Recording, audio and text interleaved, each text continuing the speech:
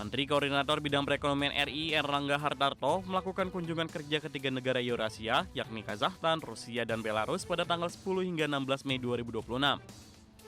Rangkaian kunjungan kerja tersebut dilaksanakan untuk memperkuat kerjasama ekonomi bilateral dan kelembagaan dengan negara-negara mitra strategis Indonesia di kawasan Eurasia.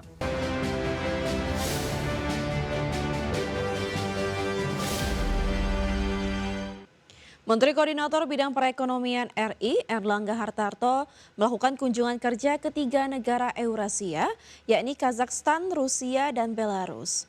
Rangkaian kunjungan kerja tersebut dilaksanakan untuk memperkuat kerjasama ekonomi bilateral dan kelembagaan dengan negara-negara mitra strategis Indonesia di kawasan Eurasia. Menteri Koordinator Bidang Perekonomian RI Erlangga Hartarto melakukan kunjungan kerja ke 3 negara Eurasia, yakni Kazakhstan, Rusia, dan Belarus pada tanggal 10 hingga 16 Mei 2026. Rangkaian kunjungan kerja tersebut dilaksanakan untuk memperkuat kerjasama ekonomi bilateral dan kelembagaan dengan negara-negara mitra strategis Indonesia di kawasan Eurasia.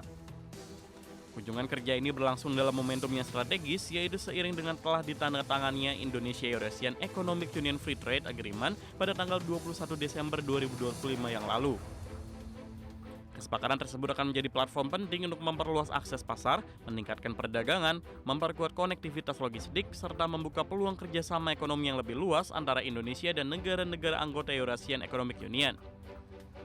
Menko Erlangga dijadwalkan menghadiri sejumlah pertemuan penting dengan para pimpinan pemerintahan dengan agenda utama antara lain pertemuan dengan Perdana Menteri Kazakhstan di Astana dan Perdana Menteri Belarus di Minsk, serta memimpin delegasi RI pada sidang komisi bersama. Ketiga forum ini menjadi mekanisme penting dalam mendorong tindak lanjut kerjasama ekonomi bilateral secara lebih konkret, terarah, dan saling menguntungkan. Tim Liputan IDX Channel. Kementerian Perdagangan akan merevisi peraturan untuk menata kembali ekosistem e-commerce atau belanja daring di Indonesia. Mendak Budi Santoso tak ingin ada salah satu pihak yang merasa rugi dari kebijakan yang dijalankan. Harapannya pembahasan ekosistem e-commerce itu bisa selesai pada Mei 2026 ini. Menteri Perdagangan Budi Santoso mengungkapkan rencana revisi peraturan untuk menata kembali ekosistem e-commerce atau belanja daring. Mendak tak ingin ada salah satu pihak yang merasa rugi dari kebijakan yang dijalankan. Budi menyebut saat ini pihaknya tengah mempersiapkan revisi peraturan Menteri Perdagangan soal ekosistem e-commerce. Meski begitu, Mendak enggan mengungkapkan isinya karena masih dalam pembahasan. Budi mengatakan pada prinsipnya perlindungan konsumen menjadi penting. Selain itu, unsur hak dan kewajiban konsumen serta penjual dalam ekosistem e-commerce tadi juga turut menjadi perhatian. Harapannya pembahasan ekosistem e-commerce itu bisa selesai pada Mei 2026 ini. Ekosistem e-commerce itu kan banyak sekali.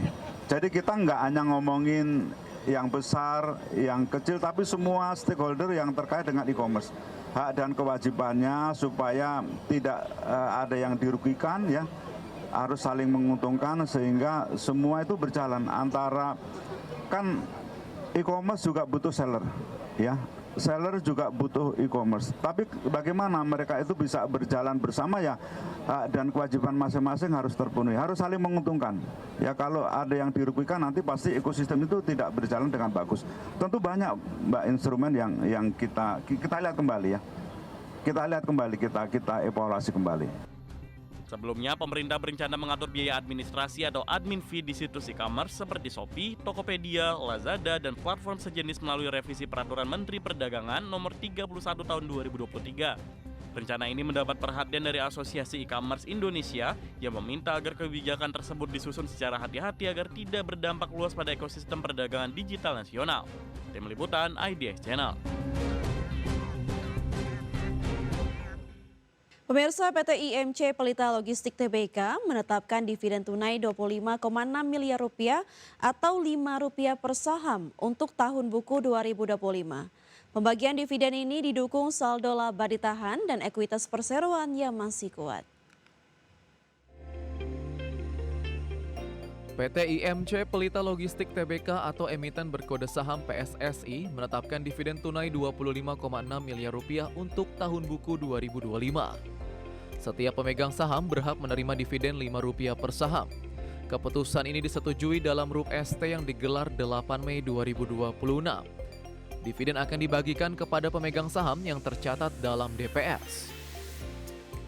Nilai dividen tercatat 4 kali lipat dari laba bersih yang diatribusikan kepada entitas induk. Laba bersih perseroan pada 2025 tercatat 4,1 miliar rupiah. Meski demikian, perseroan masih memiliki saldo laba ditahan yang kuat untuk menjaga kebijakan pembagian dividen. Saldo laba ditahan yang tidak dibatasi penggunaannya mencapai 1,61 triliun rupiah. Total ekuitas perseroan tercatat 2,57 triliun rupiah. Kondisi ini menunjukkan struktur permodalan yang masih solid dalam mendukung operasional dan kebijakan korporasi. Dividen pasar reguler dan negosiasi ditetapkan pada 20 Mei 2026. Ex-dividen pasar reguler pada 21 Mei 2026. Pembayaran dividen akan dilakukan pada 11 Juni 2026 kepada pemegang saham yang tercatat pada 22 Mei 2026. Tim Liputan IDX Channel. PT Goto Gojek Tokopedia Tbk berencana melakukan buyback saham dengan nilai maksimal 3,5 triliun rupiah. Aksi korporasi ini ditujukan untuk memperkuat struktur permodalan dan menjaga kinerja saham perseroan. PT Goto Gojek Tokopedia Tbk atau emiten berkode saham Goto kembali mengumumkan rencana pembelian kembali saham. Nilai buyback maksimal mencapai 3,5 triliun rupiah. Aksi ini akan dimintakan persetujuan dalam RUPS LB pada 18 Juni 2026. Pelaksanaan buyback dijadwalkan berlangsung hingga 18 Juni 2027. Perseroan menegaskan jumlah saham yang dibeli kembali tidak akan melebihi 10% dari modal disetor termasuk saham treasury yang telah dimiliki. Hingga 30 April 2026, Goto memiliki 39,29 miliar saham treasury, setara 3,30% dari total modal ditempatkan dan disetor. Manajemen menyatakan dana buyback ini tidak berasal dari hasil penawaran umum maupun pinjaman. Dengan demikian, aksi ini tidak akan membebani struktur pendanaan perseroan. Buyback juga dinilai memberikan fleksibilitas dalam pengelolaan modal, sekaligus mengoptimalkan struktur permodalan perusahaan. Hingga 11 Mei 2026, saham Goto berada di level Rp50 per saham. Dalam 3 bulan terakhir, saham terkoreksi 15,25%. Secara year to date, saham Goto turun 21,88%. Buyback diharapkan dapat memperkuat performa saham perseroan. Tim Liputan IDX Channel.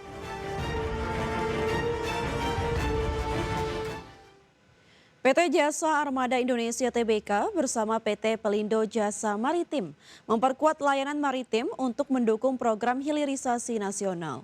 Dukungan ini mencakup angkutan laut tunda pandu dan terminal khusus bagi komoditas strategis seperti nikel, tembaga, dan batu bara.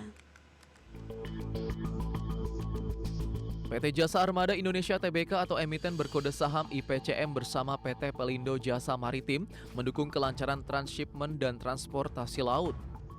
Dukungan diberikan untuk komoditas strategis seperti nikel, tembaga, dan batu bara. Sinergi ini memperkuat layanan angkutan laut tunda pandu dan pengelolaan terminal khusus sekaligus mendukung agenda hilirisasi nasional. IPCM melayani kapal kargo komoditas energi dan mineral di berbagai wilayah strategis. Untuk batu bara, layanan diberikan di Pelindo Regional 2 Melaboh dan PT Bukit Asam. Untuk LNG, perseroan beroperasi di Tersus PT Jawa 1 Power dan PT PGN LNG Indonesia. Sementara untuk nikel, IPCM melayani Pelabuhan Weda dan Tersus NCKL di Laiwi. Perseroan fokus pada peningkatan kapasitas angkut tunda pandu dan terminal khusus. IPCM dan SPJM juga menjalin kolaborasi dengan BUMN pemilik proyek hilirisasi termasuk PT Bukit Asam dan Pertamina. Langkah ini untuk memastikan kelancaran rantai pasok energi dan mineral nasional. IPCM membukukan laba bersih 45,57 miliar rupiah pada kuartal 1 2026, naik 3,03% dibandingkan periode yang sama tahun sebelumnya. Total aset meningkat menjadi 1,79 triliun rupiah dan arus kas operasi naik 36,29% menjadi 102,10 miliar rupiah. Kinerja ini menjadi fondasi ekspansi dan dukungan hilirisasi nasional. Tim Liputan IDX Channel. Menteri SDM Bahlil Lahadalia menawarkan agar fasilitas penyimpanan cadangan atau storage minyak ASEAN dibangun di Indonesia. Nantinya storage minyak yang bakal dibangun akan berkapasitas besar dan akan menyuplai kebutuhan minyak negara-negara di Asia Tenggara. Menteri SDM Bahlil Lahadalia menawarkan agar fasilitas penyimpanan cadangan atau storage minyak ASEAN dibangun di Indonesia. Menurut Bahlil, ide itu dilontarkan tatkala dirinya mendampingi Presiden Prabowo Subianto menghadiri konferensi tingkat tinggi ASEAN ke-48 di Cebu, Filipina pekan lalu. Nantinya, storage minyak yang bakal dibangun akan berkapasitas besar. Sebab storage tersebut akan menyuplai kebutuhan minyak untuk negara-negara di Asia Tenggara. Bahlil mengaku telah mengajak sejumlah negara tetangga untuk bekerja sama dalam proyek tersebut. Kendati masih sebatas ide, Bahlil menilai pembangunan storage minyak ASEAN merupakan langkah strategis. Apalagi Indonesia sendiri sedang berproses membangun storage nasional yang saat ini studi kelayakannya sedang berjalan. Nah, ini adalah ide yang bagus. Kita membangun storage di mana aja, tapi kemarin saya tawarkan untuk di Indonesia. Kita membangun cadangan yang cukup besar, yang pada akhirnya kemudian ini menyuplai ke negara-negara di Asia Tenggara. Selain rencana membangun storage minyak untuk kawasan, KTT ASEAN juga membahas optimalisasi penggunaan potensi energi baru dan terbarukan.